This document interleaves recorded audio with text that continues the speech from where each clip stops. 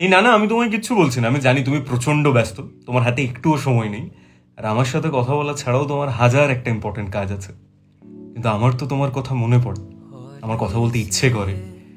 কারণ সময়ের স্রোতে ভেসে গেছি এত দূরে, যায় না ছোঁয়া, যায় না তোমায় দেখা। একটা সময় বন্ধু ছিলাম দুজন, আর এখন তাতে আমিই পড়ে একা।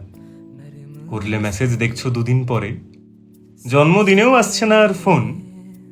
জেনে বুঝেও মানতে কেমন লাগে যে সত্যি তুমি ব্যস্ত সারাক্ষণ। হয়তো তোমার 100 কাজের পরেও 100 আরো লাইন দিয়ে থাকে। সত্যি করেই হয় না সময় তোমার একটা দুটো ছোট্ট কাজের ফাঁকে। তোমায় দেখে ব্যস্ত হতে গিয়ে সত্যিটুকু ফেললাম আমি বুঝে, যে কথা বলার ইচ্ছে থাকে যাদের, তারা এদিক ওদিক সময় ফেলে খুঁজে। এখন আমি তোমার থেকেও বিজি, তবু তোমায় সময় দিতে পারি। তুমি ব্যস্ততাকে বাসলে ভালো বেশি, আর আমার সাথে ফেললে করে আড়ি। আরে বুঝি বুঝি, কারণ আমিও তো তুমি ছাড়া বাকি সবাইকে এই ব্যস্ততার অজুহাতটাই দিই, তাই না? কিন্তু কি জানো তো, কথা বলাটাও খুব ইম্পর্ট্যান্ট। কারণ কথা কমতে কমতে কমতে কমতে একদিন মানুষটাই হারিয়ে যায়। আর তখন কিন্তু তোমায় সত্যি তোমার ব্যস্ততা নিয়েই থাকতে হবে।